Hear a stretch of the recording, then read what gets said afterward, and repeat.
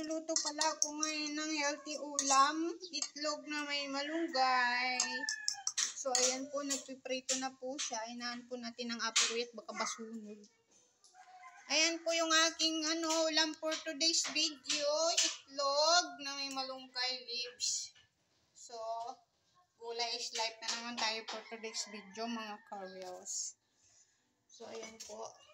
Medyo na po siya, luto na po siya.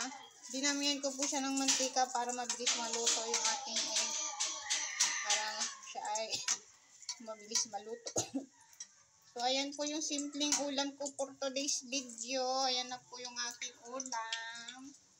Itlog na may malunggay. 2 pieces egg po ang nilagay ko dito, mga kamamshi ko. Ayan. Yan po ang ulam ko for today's video. Thank you for watching!